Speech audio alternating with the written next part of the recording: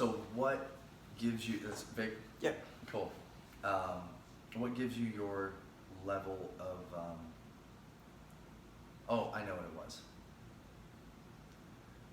Somewhere along the way, you got curious about about the psilocybin molecule, about the dimethyltryptamine as well. And so I wanted you to, first of all, discuss your journey towards a curiosity and how did you hear about it and stuff. Okay. It started much sooner than that. Actually, my curiosity came later. What came first was a desperate need for escape. I was 17 and my parents had divorced, and I was looking for another place to be, to actually go.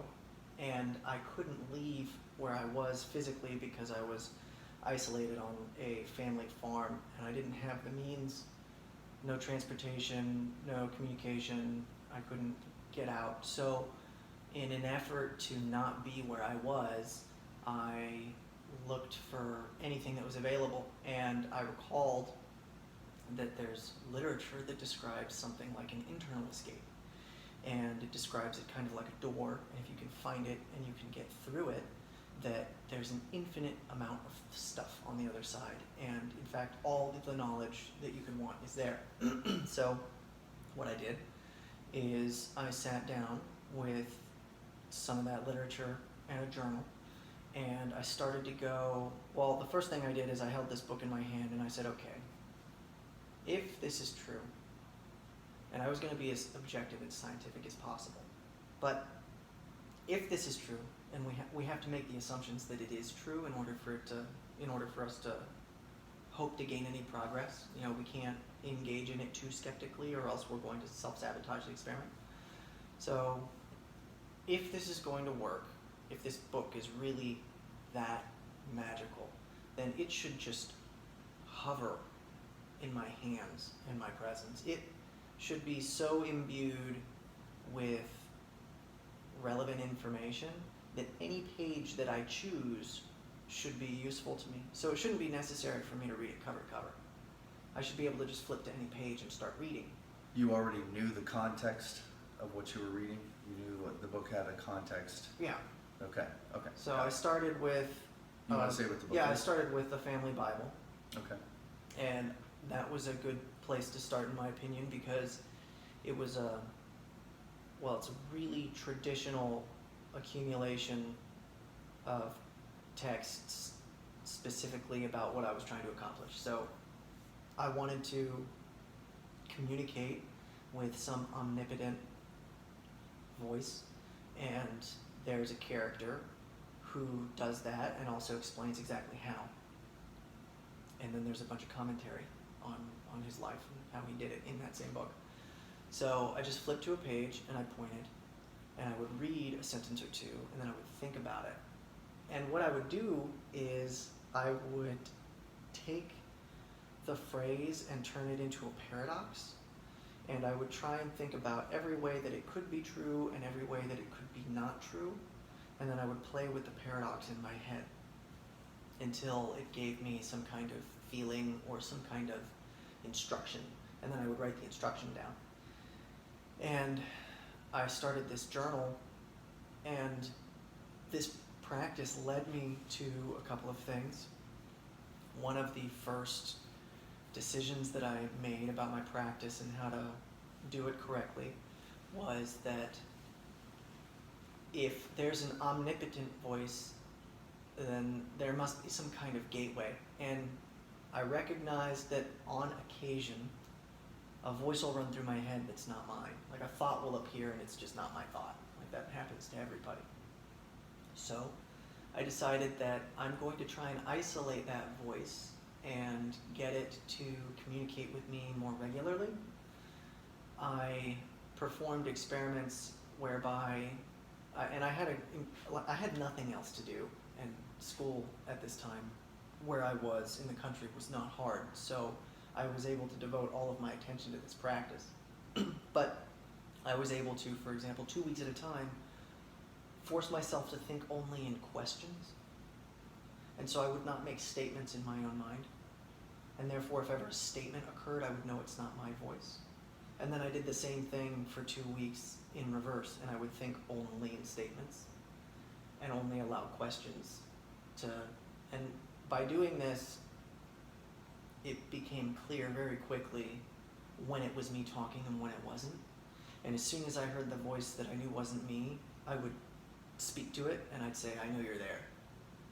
I'm going to give you a name, I'll call you whatever you want, I'll call you whatever I want, but you're not me, and I know you're here, and this is going to happen. We're going to start talking to each other. Uh-huh. And that escalated very quickly. I would spend hours staring in the mirror, looking at myself, and thinking, that's not me. I know it's not me. And I do a lot of work which I would much later find out is actually ritualistic practice, but I did not know at the time. It was intuitive at the time. And the voice would speak to me, and I've later come to a conclusion about what I think the voice is, but we can get to that later.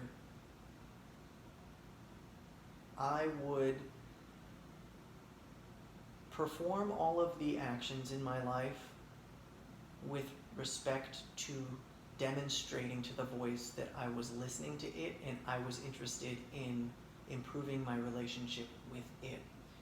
And so when I would do the dishes, I would tell it, I'm doing these dishes for you. I'm not doing these dishes for me. I'm doing them to show you that I'm listening, right? And I would clean the toilet and I'd say, I'm doing this so that you see me doing this, right? Sorry. You're in a great place. I need water. Can I get water? Yeah, of course. Okay. Thank you. And I didn't want to short stop anything. Thank you. You already have something ready. So, by performing all of my daily activities as a means of demonstrating my adherence to the voice, I earned this sort of self-determined right to ask for things in return. By dedicating so much of myself to proving my recognition of it, I could ask it for something I wanted without feeling ashamed, like I deserved it. And whenever I did that, typically it would happen for me, and eventually it would happen very fast. And I got bold, and I began asking for things that one I really, really wanted, like genuinely. And one of the first things that I started to ask for was visual evidence. And this was going to go in my journal. I said, I want actual visual evidence that you are real. I've heard you, but now I want to see it. I want you to show me. And it started as tiny, colorful dots in my vision. They would pierce. It would be like red or blue or white or black, or I would just see things hovering in the sky. And it would always happen when nobody else was looking, so that I couldn't get confirmation from anybody, which is how these things work. At that moment, there is a decision that the observer can make. Either they saw what they saw or they didn't. And it's always that simple, because it happens so quickly and it's so minute that it's easy to decide. You either saw what you saw or you didn't. If you choose that you didn't, there are a couple of reasons you would do that. You're not entirely sure, or you would need more evidence than that in order to be sure, right? But by choosing that you didn't see it, you're also sealing the fate that it didn't happen. And if it didn't happen, then it's definitely not going to get any bigger, because it doesn't happen. So what I did is I created a mantra, and it was, if I think I saw it, I saw it. If I think I heard it, I heard it. If I think I thought it, then I thought it. Because there's no reason for me to think I observed something unless there was some whisper of something there. So every time I'd see a dot, I'd say, I saw that dot. I know I saw it. I know why I saw it. And I want to see more, and I'm ready to see more. And that's what's going to happen. So eventually it became more and more significant. It was not just dots. I started to see swaths of light. I remember in one instance, I was in my kitchen with dinner, and I was about to take dinner over to my dinner table, and I stopped and I considered grace, like saying grace and the purpose of that. And I posed the question, why do we say grace, and is it necessary?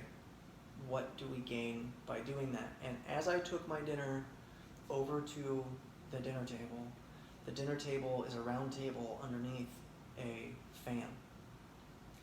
And as I approached the doorway to enter the dining area, between the blades of the fan, 3 swipes of blue and white light flashed across, like they created this X. And a voice occurred, because that's the way to describe it. There's 2 voices. One of them occurs inside your head, and you know that that's where the voice is. And then the other one sort of booms from all the material around you at the same time. And the voice said, as the lights flashed by, now you will know that which is mine. This is so bad.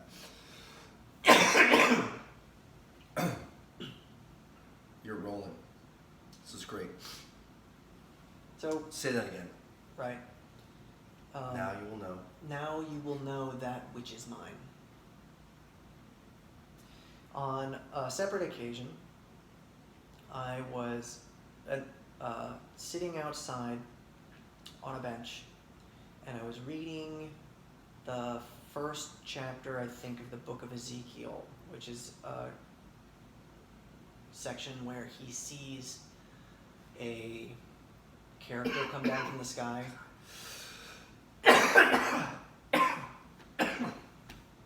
This is so bad, man. This is killing me. Oh my God. I spit my gum out. Oh. Okay.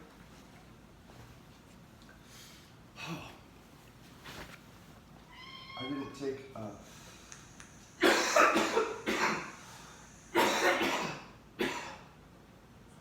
didn't take any cough medicine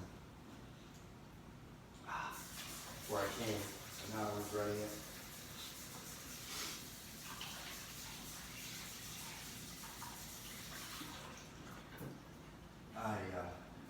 I've also studied the book of Ezekiel in detail. I mean, it's been years since I did a detailed Hebrew-based study on Ezekiel, but I'm with you. I know what you're talking about. Mm-hmm. So, okay. So this character comes down from the sky, and it's got 4 faces and sets of wings. And I read it for a little bit, and then after reading it, I decided, you know what? That's what I want. I just said, that's what I want to see, and I want that now. And I'm not going to go anywhere until that happens, and nothing else is going to happen in my life until that happens. And then I put out my arms, and I closed my eyes, and I just started taking deep breaths and waiting. And this feeling of expansion happened around me, and it started to feel heavy and calm. And I heard this talking. I was outside, and there were trees, and there was space. It's quiet. I was out in the country. And I heard whispering happening around me, and it was these voices communicating with each other, and they were saying, there's no way. He's not going to do it. He really is going to wait. I don't believe him. He's going to quit. No, he's not going to quit. I think he'll stay. Wow. And I just calmly told myself that, yeah, those are the cherubs. It's not a big deal. That's not what I'm here for. And I just waited. I decided I was going to let them talk as long as they wanted, because I wasn't going anywhere. And then suddenly they all got quiet. And I didn't see it, but this is what it felt like. And it's relevant that in preparation for this moment, which I knew was going to be a ritual, I had gotten the intuition that I needed to wear as many thick layers as possible. So I was wearing a bunch of woolen sweaters, which wool is interesting, and we can talk about that later. But so it was summer, and I was wearing like 3 wool sweaters and 3 pairs of pants and 4 pairs of socks. Wow. And I've got my hands up, and I didn't see it, but I felt this spiral open above me like a tornado had begun. And there was this sphere that dropped into the vortex at the top of the spiral, and it was coming down on me. And it said, in a voice that just commanded everything, "Now that you have this, what will you do?" And something interesting happened, and this has happened to me twice. There's a scroll in my chest that unravels, and words fly off of it like black ink running off of parchment. And all of the words are things that I might do. And as they fly off, I can hear them and I can feel them. And it says things like, I'd run away, or I'd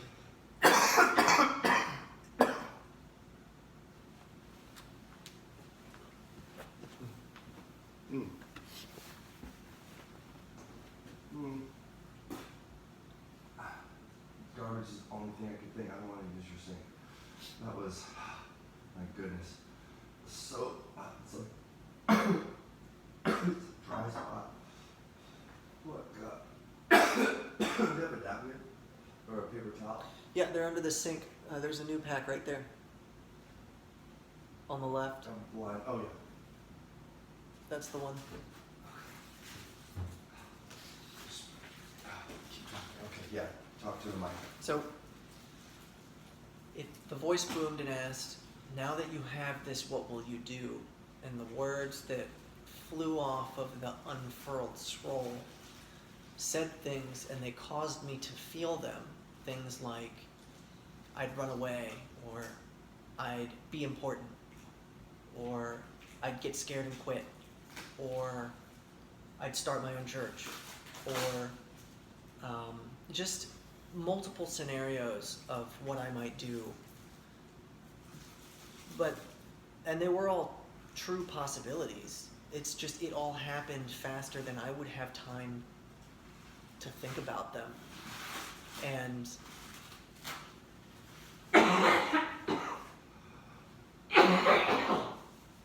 oh my God, dude. This is crazy. I'm embarrassed. God, I'm coming to someone's house and be coughing and just being this way. Oh my God. I'm terribly sorry. I've been working all day long on a costume for my kid, and I just forgot to take my cough medicine. I just don't want to ruin the recording. I'm gonna keep this.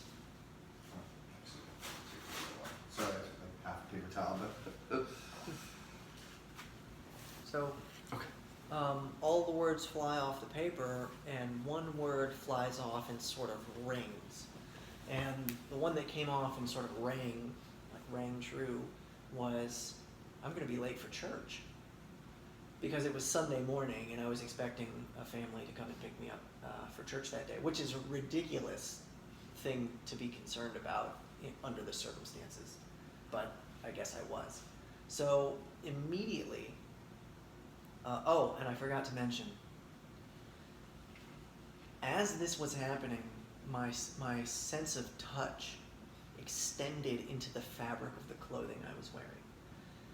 And it was right before it spoke, or right as it was speaking, that I could actually perceive through tactile sensation the patterns that were in each of the 3 sweaters independently. It was really amazing, because I knew it was right, because I knew the pattern of the sweaters, but I could feel them above my skin, as if I had grown nerves into the fabric, which is incredible.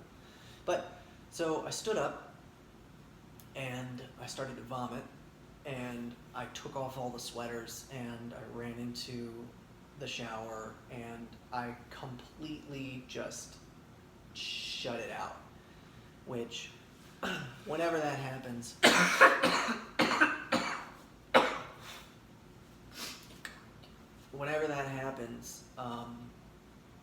I would feel disappointed in myself, and I'd begin this period of what I called true repentance, which is I was really disappointed in myself for not being able to stick it out and do what the Spirit was guiding me to do, and now I felt like I had to start over at square one because, let's say for example, and this would happen during this period of time, that the voice would tell me to do something, and it would usually be something like small, like go over there and pick up that thing. And if I did it, then that would be another step on the path. But if I didn't do it, then the voice would stop communicating with me. So it would set me back, and I'd pretty much have to start all over again, back to square one. So it would be faster to get back up to speed, but because I already knew what I was doing and I was kind of in it and I really cared, and if I really honestly repented and was sorry about it, then I could get back. But it would be back at square one if you didn't follow instructions. Like, it was leading you somewhere, and you had to listen. So that's where I started, and I eventually asked for, I would say, more than I knew how to handle at the time.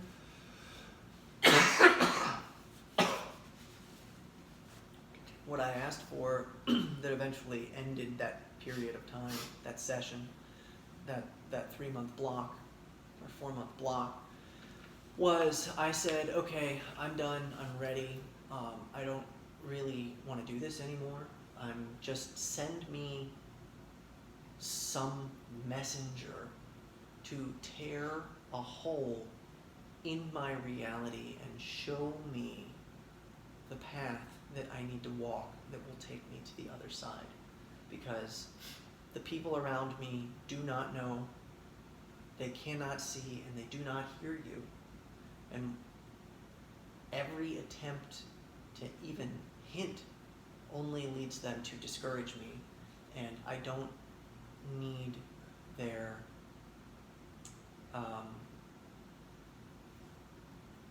I don't need them.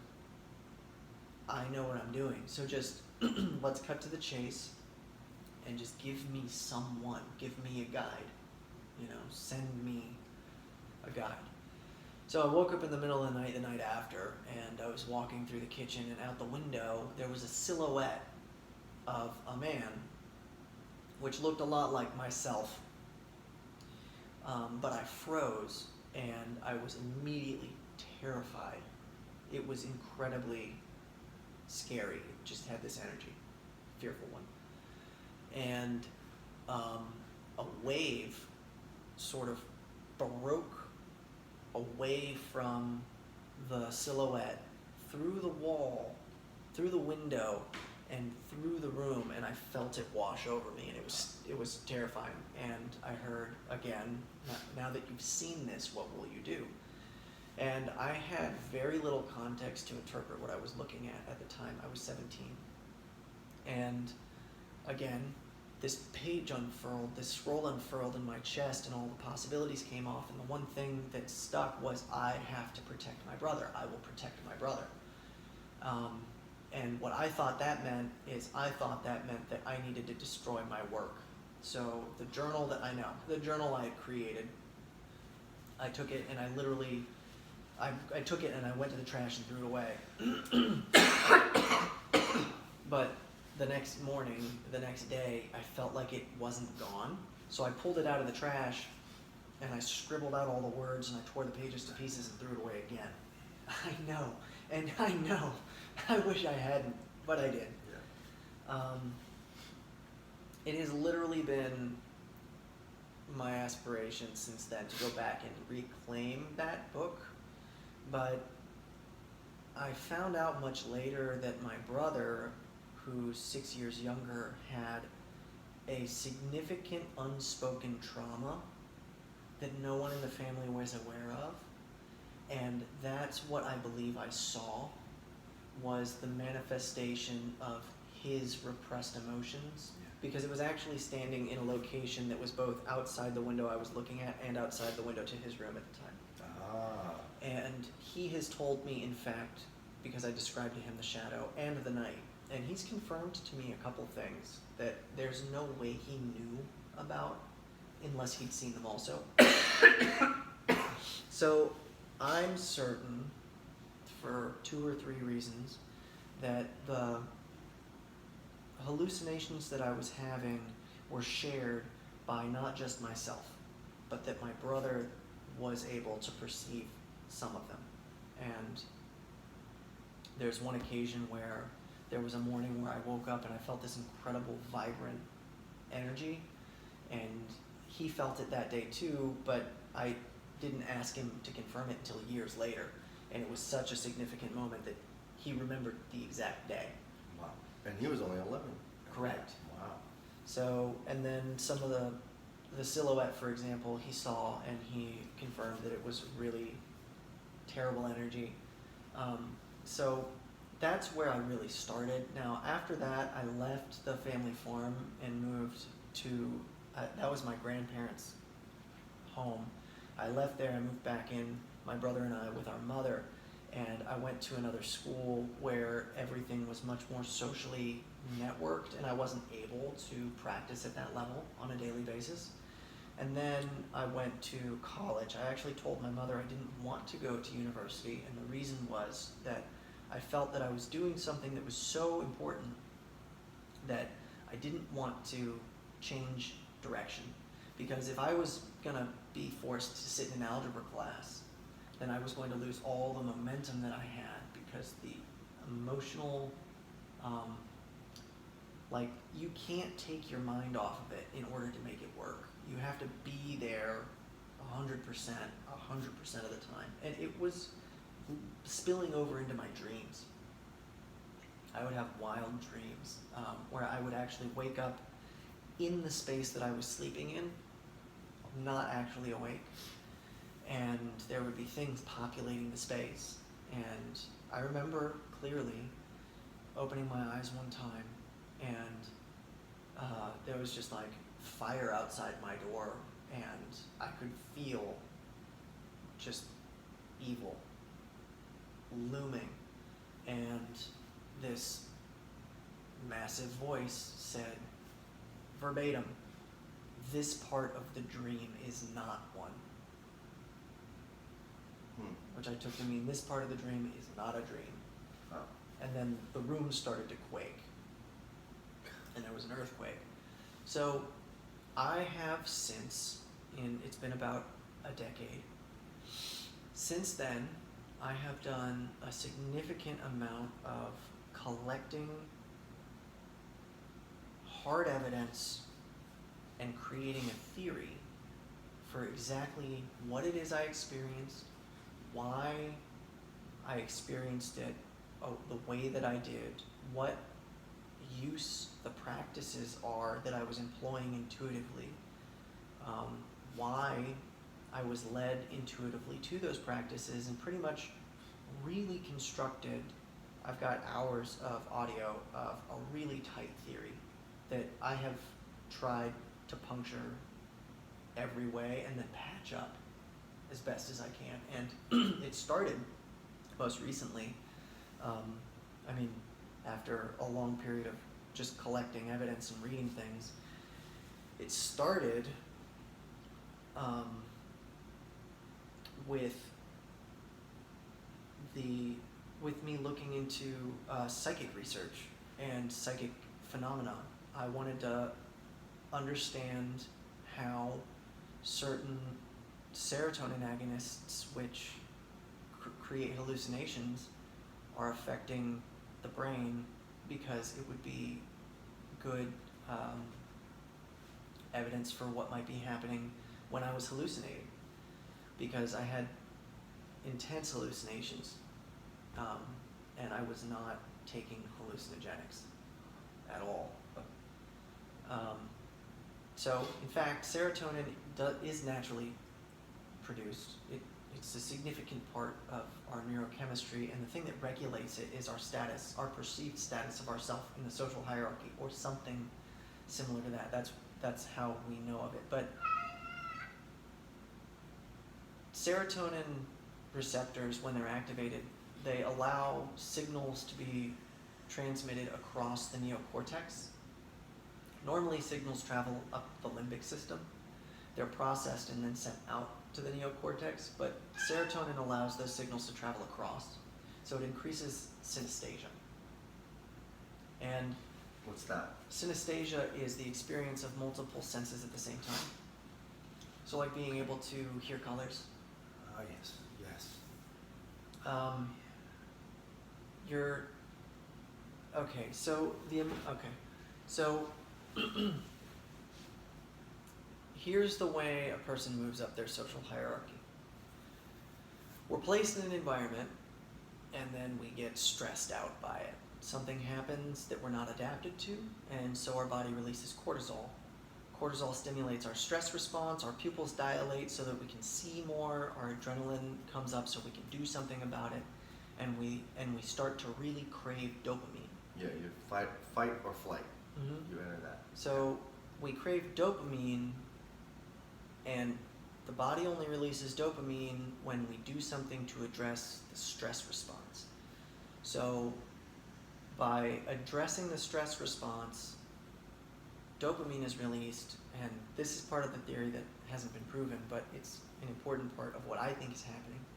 I believe that dopamine actually increases what's called the myelinated sheath, which is the fatty tissue that surrounds axons, which increases their conductivity so that signals travel faster between different neurons. So that's why nicotine is addictive, or anything that's really addictive it's a dopamine agonist, because it increases the signal transmission up and down that exact line of behavior. So when you get stressed, you automatically look for the thing that you think is supposed to fix it. That's why when we have dopamine agonists, they're really addictive, and they can break our natural problem-solving behavior, because instead of seeing something I want to accomplish and then going to the gym in order to accomplish it, I'll see something I want to accomplish, get stressed, and then smoke a cigarette. It sort of shortcuts the natural progressive cycle. And so we engage in the stress-relieving activity, and when we do that, we're granted dopamine by our neurological system, and that it changes the way that we've dealt with the problem, so that when the problem reoccurs, we know what to do. And we don't have to think about it as much anymore, because now it's sort of subconscious.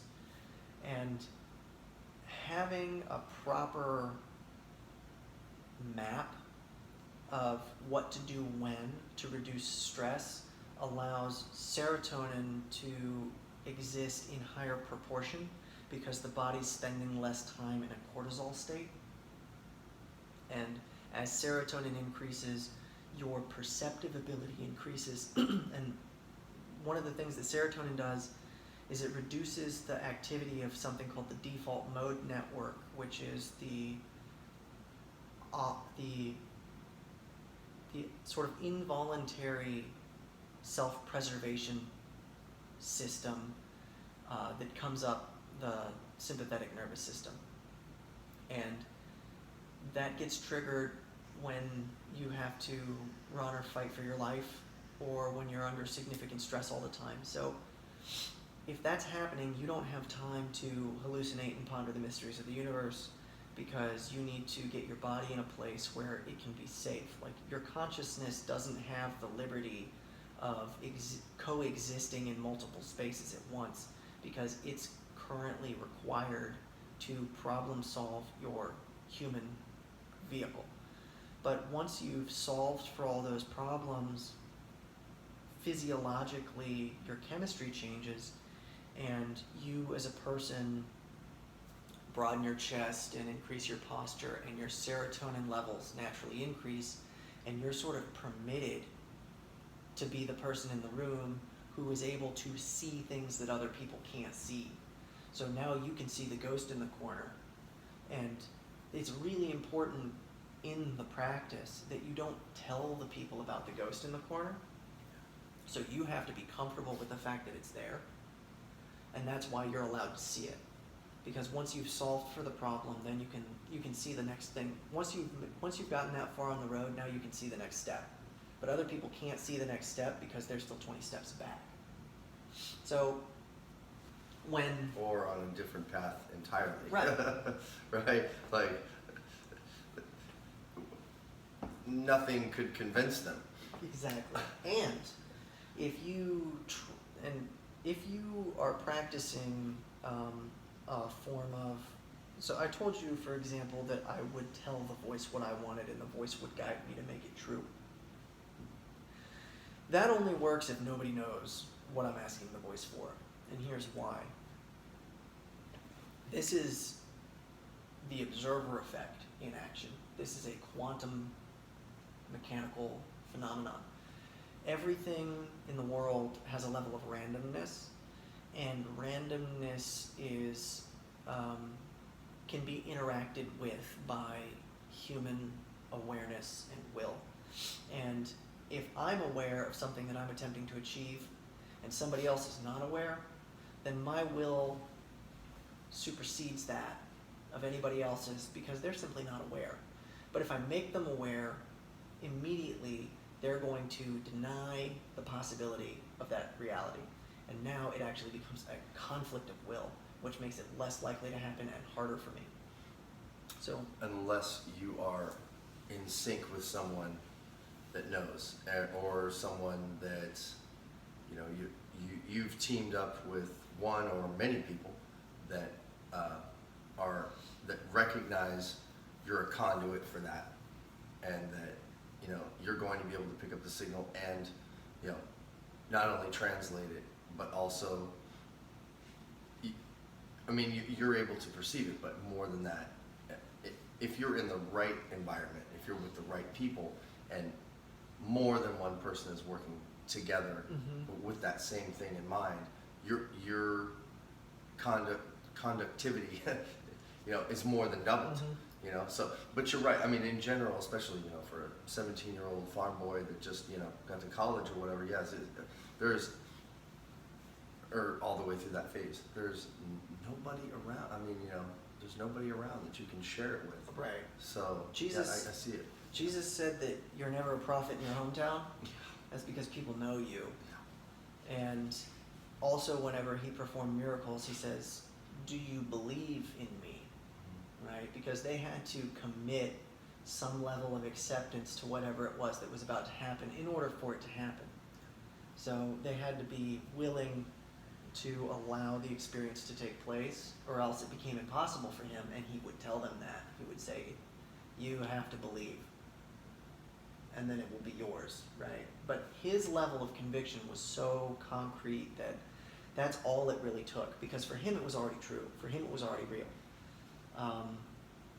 And in fact, there's already a huge sort of subculture of manifestation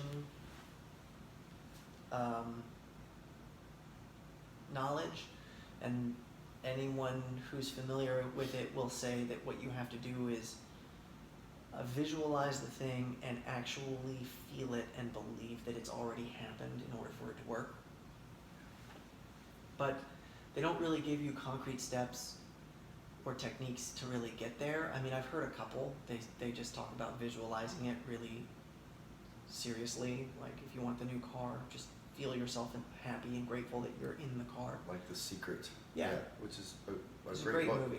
Yeah, great concept. Yes. Now, where I take it a step further than that is that I have a voice that I was communicating with that knew more than I did and would lead me to things.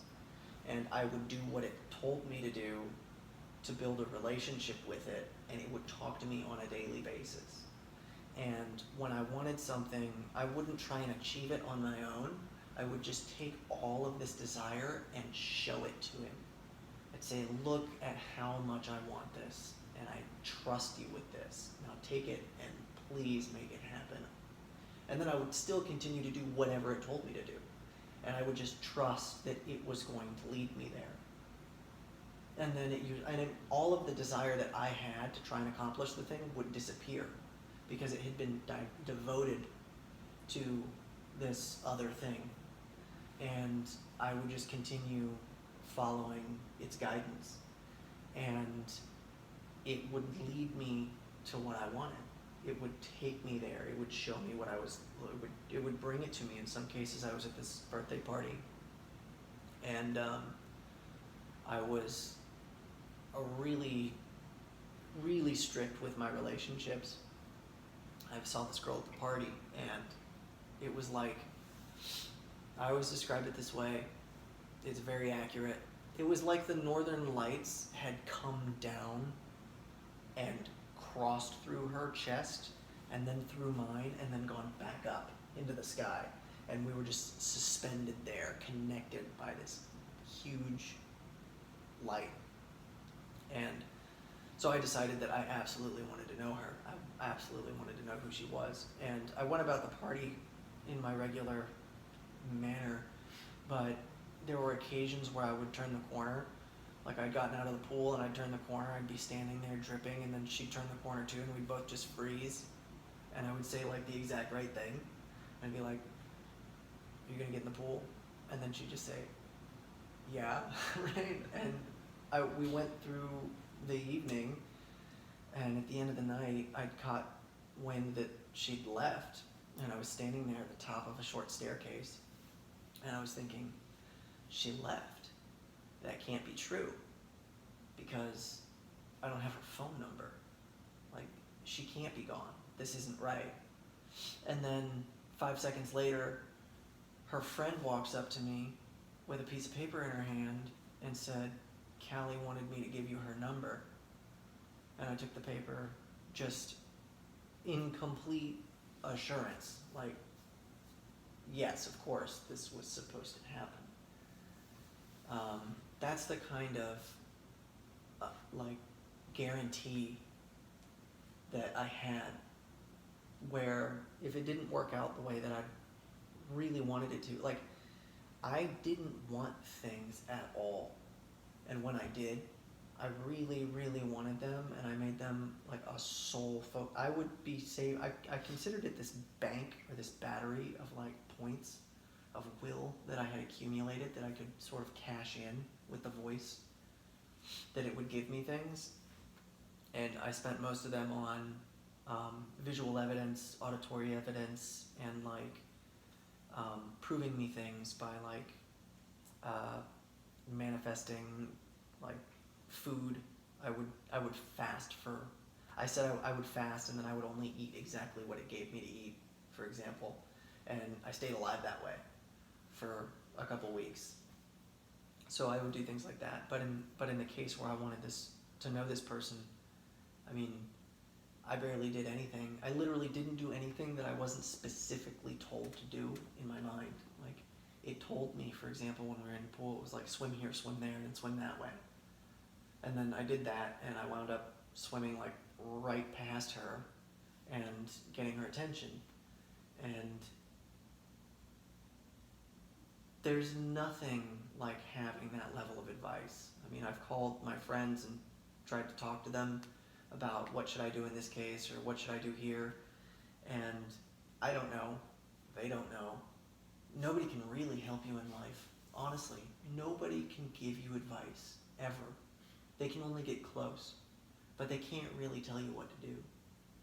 But there's a voice that can, and it can do that because it's actually the opposite side of consciousness. It's aware. It's the subconscious. It's got all the other information in it. So, not only is it leading me, but it's also informing everyone else. So it's subconsciously influencing the perspectives and emotions and thoughts of other people at the same time. So that person might not have been noticing me if a thought hadn't come into their head that was not their thought, that said, you need to give that guy your number. You see what I mean? And that's where I really got started. And where I'm at now, which is 10 years later, is in preparation of trying to write a book. I've got a really strong explanation of what's happening neurochemically. I believe that when we look at people, we assess them for their fitness. I think that the conscious mind and the human body are actually a symbiotic organism. The body is developing and evolving to be as complex as possible so that it can be a host for a more complex mind. And therefore, it has a nervous system that forces it to keep itself safe. And that's why we're driven by these, what we consider compulsive, sinful feelings. And we recognize that they're not really in the best interests of our consciousness, for example, but in fact they're the things that our body focuses on in order to continue the evolutionary process that will lead to our consciousness becoming stronger. So sexuality, for example, is definitely important in the progeny of the species in order for us to continue to adapt to the environment. And every other motivator that seems egotistical is actually just self-preserving, and self-preservation is for the body, in fact. So once all of those needs and have been taken care of, the hormone regulation in the body changes. And here's my current theory. When we perceive something from the environment, let's say, for example, with our eyes, let's say we see two things in the forest. We see this really hot guy and we see a bear. In both cases, our body reacts the same way. We get incredibly excited, but we don't know why.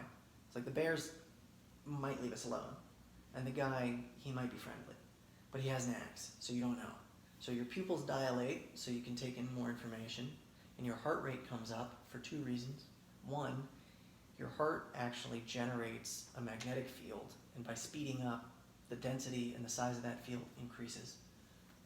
So you can take in more knowledge, you become more sensitive, but also your blood starts to flow faster and your body mobilizes. It's all around important.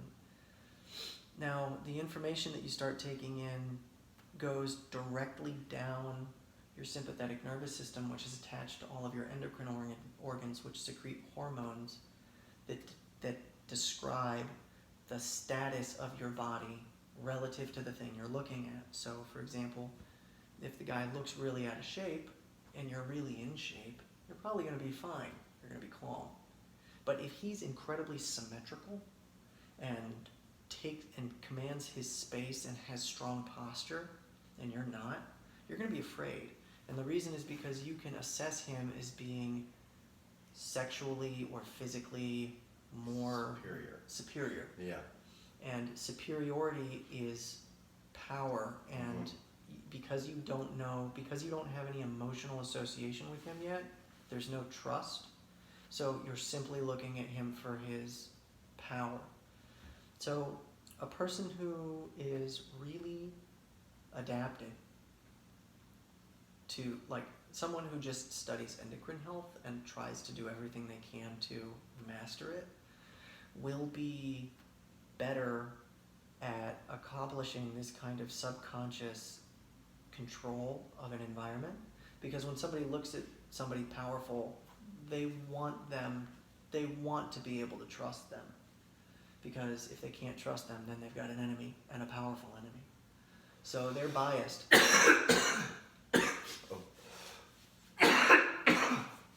towards having a positive relationship with this person. And if a powerful person and a really weak person both claim to have the secrets, you want the weak person to be wrong, because you don't want to have to adapt the behaviors of the weak person in order to gain the secret knowledge. You want to be able to adapt the secrets from the person who demonstrates command over their own reality, because that implies that you also you'll gain everything all at the same time.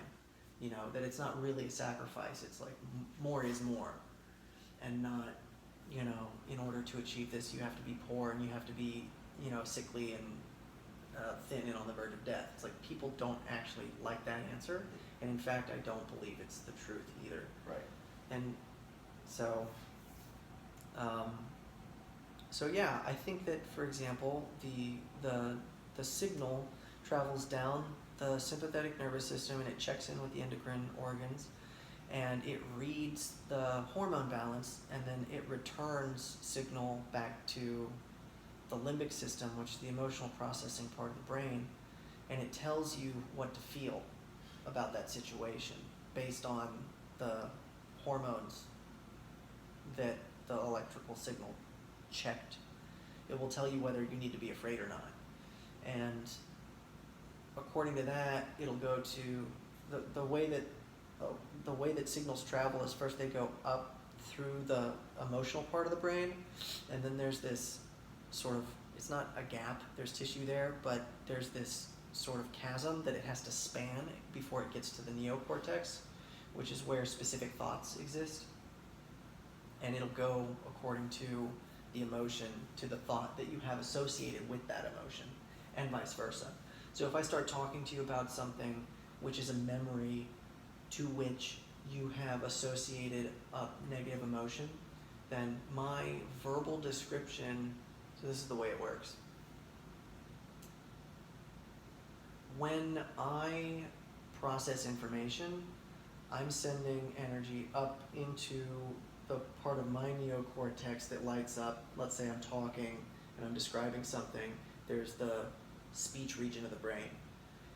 That region lights up, and that's because I'm sending electrical energy to that location. Well, when it gets there, it sort of pops, and by popping, it creates an arc. So by arcing, anything that's in the vicinity, which also has that location, each one of these, they sort of, each one of these exists sort of at their own frequency.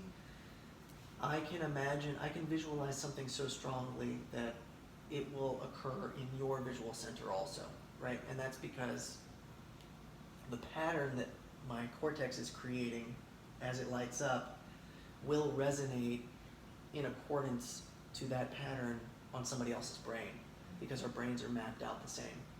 Our associations are not the same between the emotional center and the cortex, but the cortex itself is the same in people. But if I take really strong emotional energy and channel it through a specific thought and then give the thought to somebody else, that thought will occur to them, but they may have a negative association with that thought, which is going to trigger an intense negative emotional response.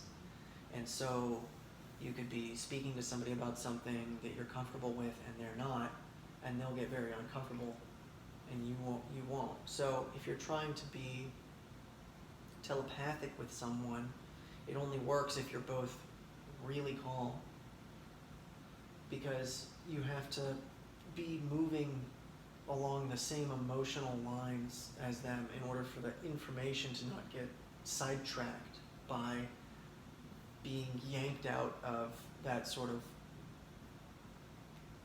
sensitive space and into one where you have to feel like you have to react. So you have to be non-reactive in order to perform that kind of communication with somebody else. So if I wanted to levitate something across the room, which is eventually where we're going. I have to believe the levitation is possible, and I have to be comfortable with hallucinations for myself. That means I have to have experience. This is also why there's instruction in the Bible to pray in secret, Mm-hmm. because you need to be able to achieve confidence in what you're doing before you take it out to other people. Yeah. So if I'm confident with my ability to hallucinate things, first of all, then I can choose really strongly the desire to hallucinate the motion of an object. If I can do that alone, I will not ever have certainty that it actually happened. I only know that I hallucinated it. That's all I know. But if I can get somebody else in the space, and I can give myself the hallucination, and I can tell them that it's happening, well, now the hallucination, which is lighting up that part of my brain, is going to light up that part of their brain at the same time. And when they go looking for it, they're going to see it. And as soon as they see it, then it's real. Now it can't be unseen. So if I say I'm going to move this, and then I do, and you see it, which is because I have so strongly caused that to happen in my subjective reality, that it actually lights up my brain so much that it has a response effect on yours. Mm-hmm. Now, if we've both seen it and a third person comes in, is it going to jump back?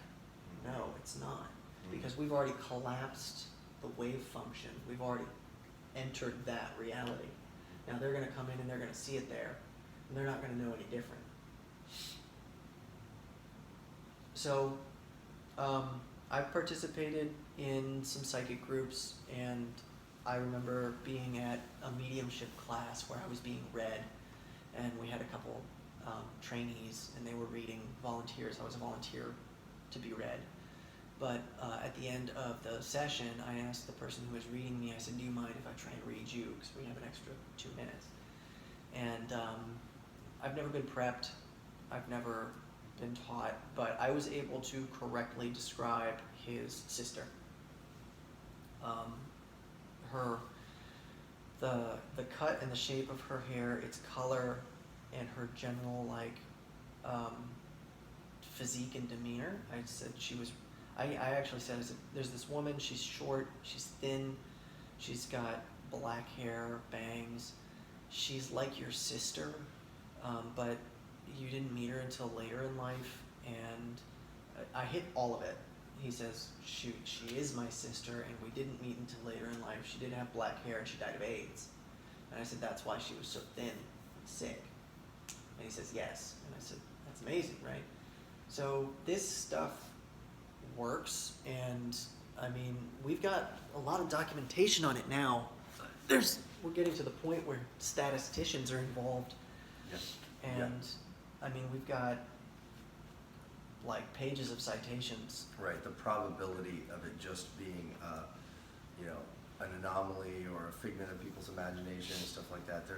There is no, probability. There's always at least one, right? Because you're looking for 1 in 10 million or 1 in 150 billion. But yeah, the probability is all in favor of, yes, we've been visited by extraterrestrials. Yes, there are angels and demons. Yes, we can psychically read one another, sense things, transmit, receive. We can astral project. All these things. I mean, because now it does take, for most people, it has to be suggested to them first before they remember. Right. And that's what it really feels like when Yes, it does. you suddenly, oh my God, I did have that happen. But the part of you that doesn't like the voice, That's right. opened the dark box and pushed it in there and closed it, locked it, and hid the box inside of you. That's right. Another person comes, but I feel like it does take that interaction. It does take another person with the confidence, knowledge, experience to, or at least for your first time, at least when you first start coming around to it. Yeah.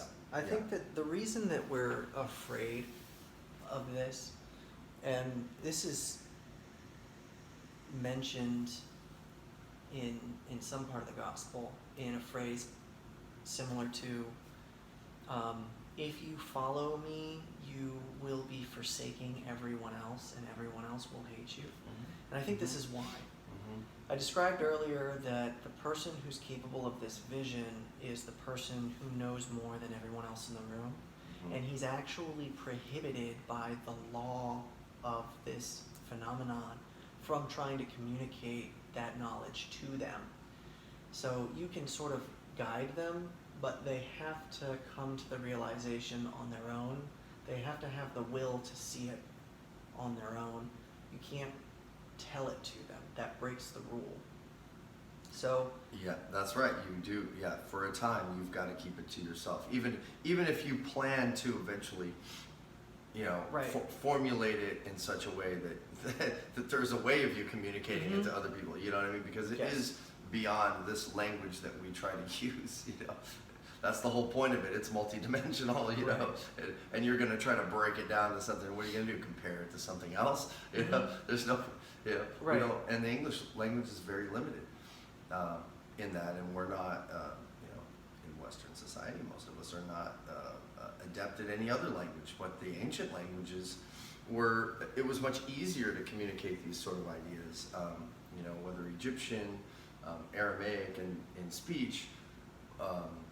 Hebrew, which I believe is the language that actually mathematics and the formulas that the universe, the laws that the universe obeys, I believe those laws are actually written in Hebrew. I believe that they exist inside of the Hebrew language, because the Hebrew language is not only numerical, it's not only characters, but it's also letters. Every letter has a number and a meaning all in itself. And there's nothing else like that. We don't have anything else. So if we knew Hebrew, we would still be limited, but there would be a little bit more of, because even if you couldn't say it, you could at least write it. And this and you could say it mathematically, if nothing else. Because numbers are infinite, and therefore words are infinite. Hold on one moment. Actually, don't hold on. Keep talking. So when a person is at the frontier and they're still moving forward, they don't have the privilege or the liberty of acceptance from other people, because they're in a domain where advice can't reach them. They're in a domain where support can't support them, and they have to be comfortable existing in a way that other people are going to challenge fundamentally.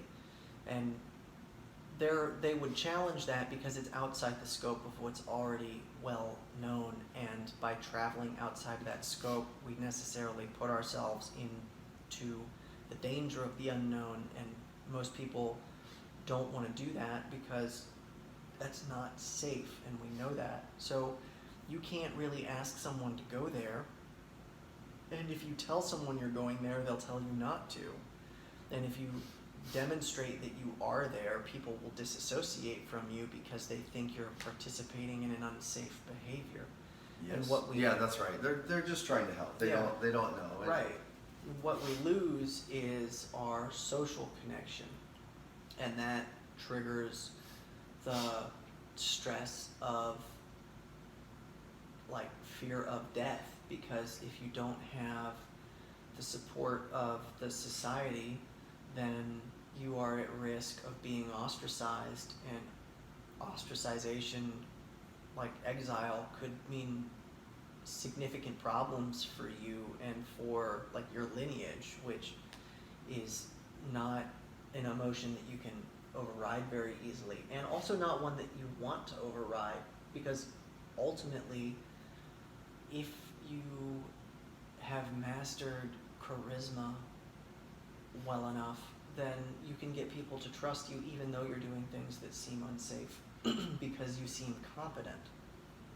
So you've sort of mastered command of the space, you've sort of mastered presentation of yourself, you're able to communicate what you're doing very minimally in a way that doesn't arouse negative emotions. You're still able to comfort people and guide them in a piece-by-piece way that they can understand. And they know that you're handling, like you know, you've met people maybe in a work situation or maybe an authority figure or a parental figure who you know that this person is handling way more than you know about, and you just trust that they're taking care of it, you know? And you know that they're not giving you the whole story, and you're just partly in awe, you know? It's like you want to know, but you also realize that it's insignificant whether you know or not, but you trust them to handle it. So I think that's really the sort of character to embody for the person that's going to take this on. But in any case, the psychology of the person who's doing that work is still one where they ultimately have to rely on themselves. And that is a lonely position to be in because the support that you get is limited. You know that you might be getting help with things and having things assisted, but the core of the work is yours alone, and you can't find people that can carry that. And that's actually true for any endeavor. Yeah. Which brings us back to the voice, which guides you into how to carry the core of the work. Because that's the only thing, when it told me what to do, that I had full confidence that that's the right thing to do. I mean, now I can sit around and I can, make a little chart and weigh pros and cons and ask, but I'm still confused. I still think I'm gambling. But when that voice speaks, it really brings confidence, and it's the only thing like it. So that's the summary. I mean, that really busts it open. And we're gonna have to do more of these because that was, that's basically 2 chapters of a book right there. Yeah.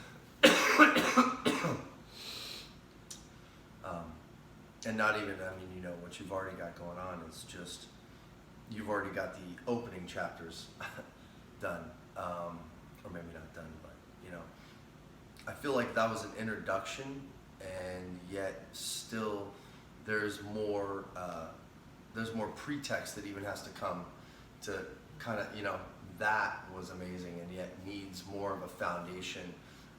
Although, as a DJ, as a traveling DJ, and someone who was associated with the Moon Tribe, I've got a network of people that nobody would even bat an eyelash. They would say, "Oh yes," it would be nothing but confirmation, and Yeah. So to have this in a digestible format, which for those people, for Moon Tribe or anybody else that which I haven't hung out with them or spoken to many of them in a long time, because they still have a hang up with Christ. They want to reduce that to Christ consciousness, which is not the message. Okay, you just like you would with the Buddha, you're not going to put words in his mouth. Okay, and you don't do that with Jesus. Jesus did not come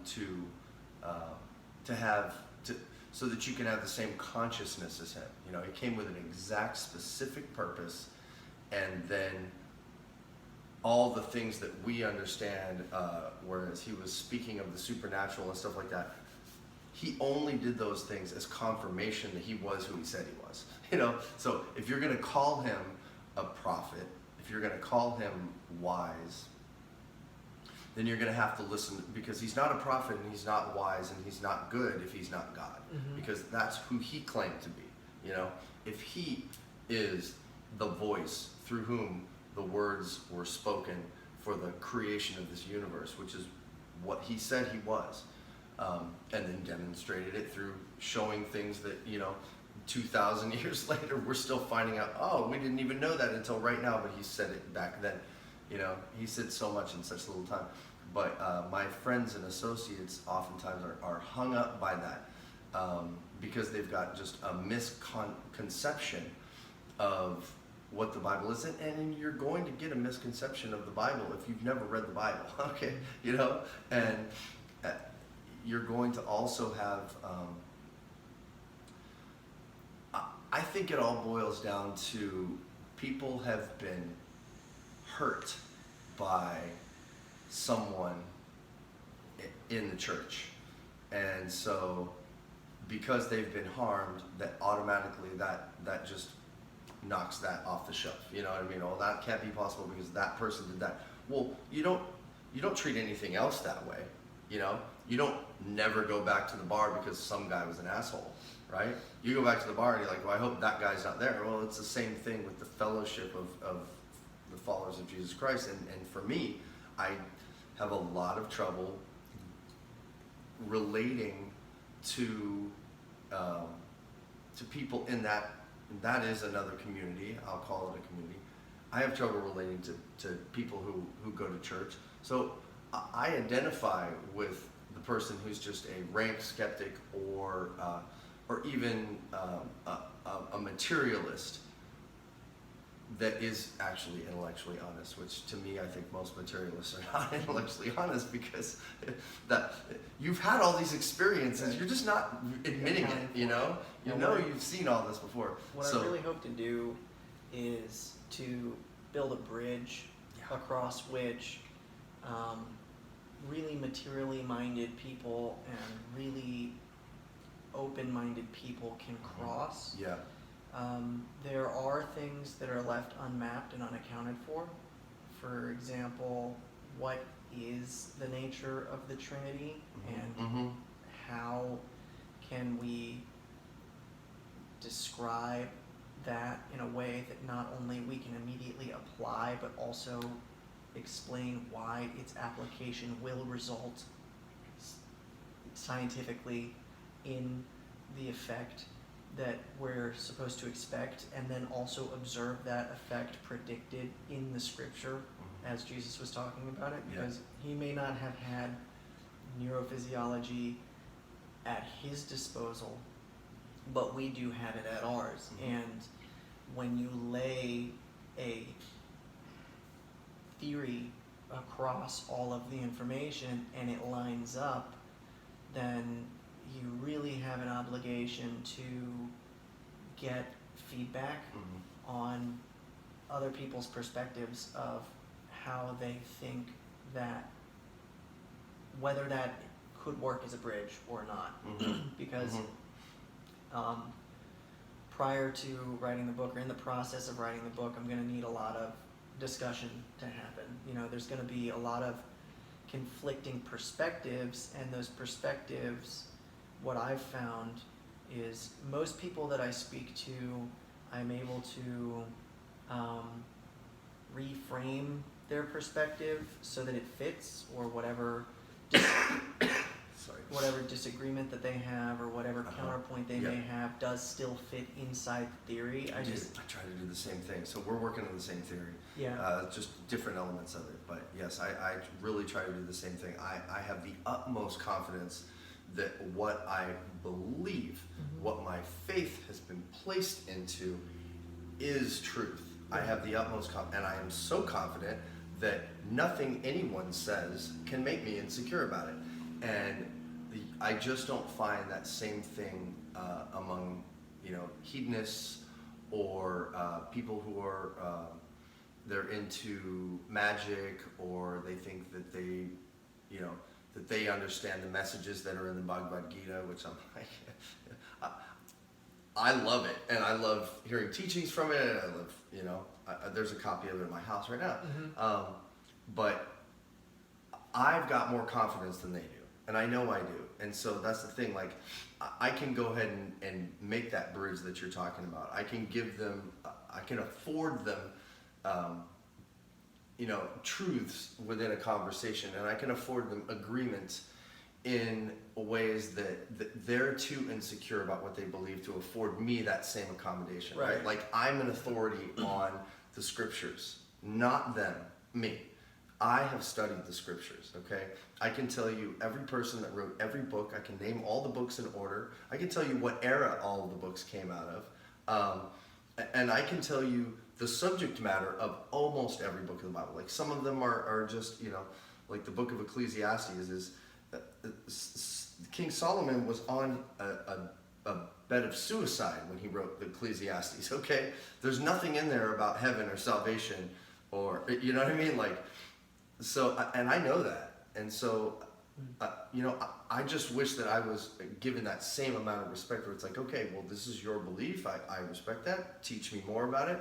Now it's my turn. And when it's my turn, there's always a denial or this just, there's so much misinformation out there, People use the word mistranslated or retranslated, or it's been translated over and over and over. Yeah, it's been translated from the original language again and again and again and again. Okay, they didn't do a translation from Hebrew into English and then throw away the Hebrew. Right. You know what I mean? And so, and I think the further we get, the more translations we have, the better we understand it. It's the same thing with this is my favorite illustration. We'll go ahead and wrap this up and then we'll reschedule. So you gain, the more translations you have, the more meaning you gain. So, for example, some missionaries have come to Africa, right? And they've got the Bible and they're trying to learn the language of the locals. And they finally get the language of the locals. And now they're starting to work on not a written translation, but at least a verbal spoken translation of pieces of scripture. And so they get to the part where the Bible says that Jesus will wash your sins white as snow.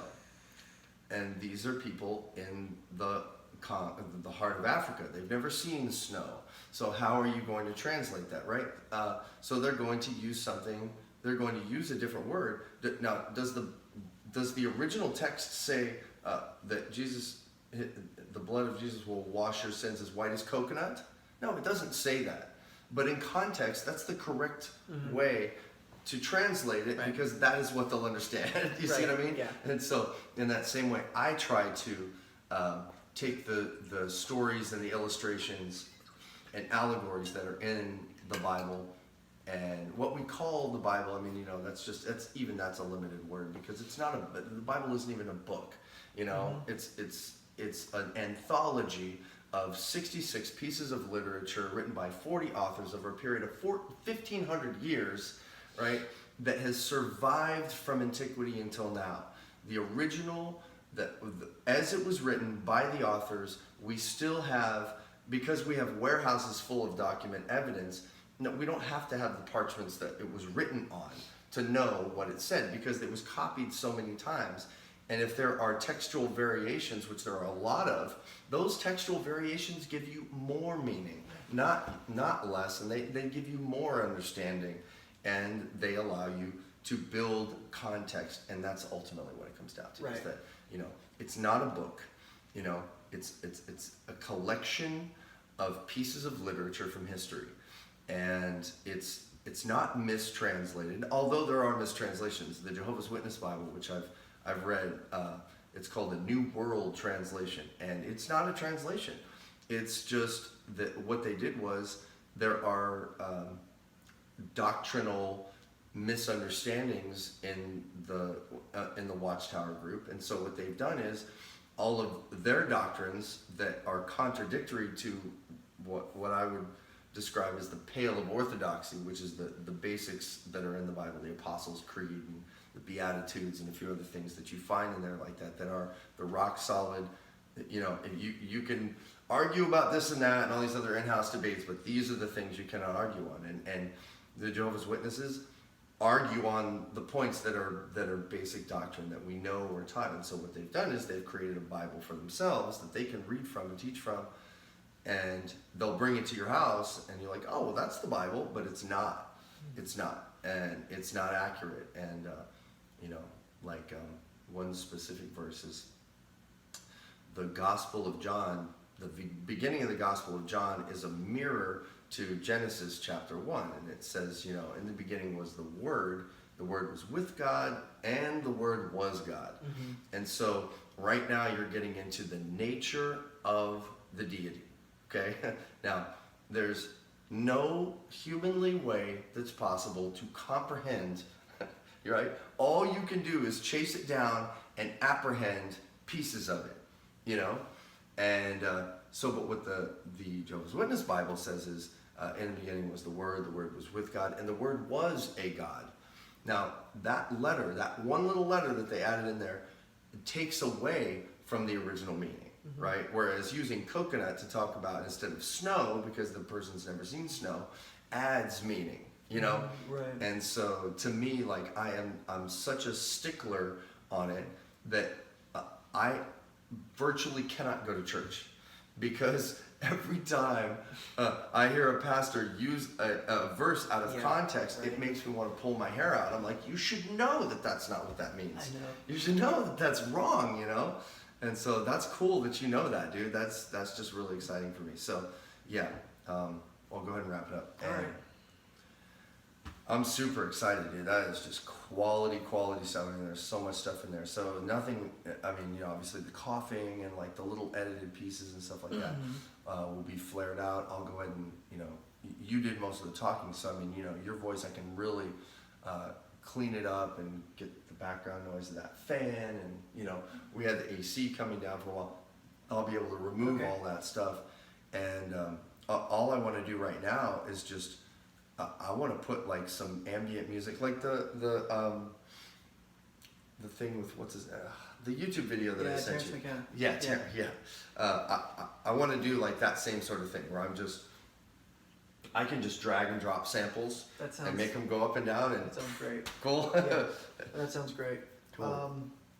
Topics for next time. Yeah. We can, since we ended this one on a biblical note, I've got some discussion that I can do about what the Trinity is, the relationship between the Father, the Son, and the Holy Spirit. That's good. And what that looks like from the perspective of somebody who's trying to apply it and why it works the way that it does, and also how empathy and love is involved, and therefore why we say that God is love. Because I can I can actually connect those definitions and sort of suggest basically what Jesus was doing and how and why he said what he said the way that he said it. Yeah. So I'd like to get into that. That's I think good.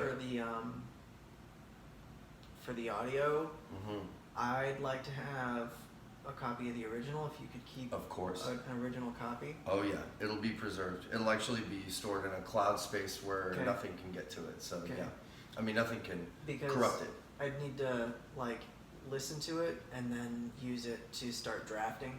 Yeah. Because it's easier to just go. Yeah. And then once you have that, you sort of write it out. And if you like writing, what I've done before, I wrote a book, but it wasn't. It was about how credit restoration. It was actually on the subject matter of a business that I was in, which is how a person can themselves, take 5 steps to fix your own credit and to clean things up, and then 5 advanced tips on improving your credit as well. And so I actually sat and I shot video, and I showed the steps, I showed documents, I did all this stuff. It was so intense. And I created a video book, a video ebook, and after I had this 30 minutes of me talking, I sent that off to a person at Fiverr for $20. She typed the whole thing up and sent it back to me. Wow! And it did have some errors, but I proofread it and I went back through and changed the wording on some stuff so it was more like you're reading rather than listening. Yeah, but But that it is a great way of doing it, dude. Like talking. Every 30 minutes is about a chapter. If you listen to an audiobook, it's about every 30 minutes per That's a good chapter. point. Yeah, it is. So the more that you do, That's a good point. yeah, the more hours you have talking, Right. the more writing you've The done. more writing you've done. Yeah. Yeah, I'm stoked. Yeah, because you can just talk it out. You can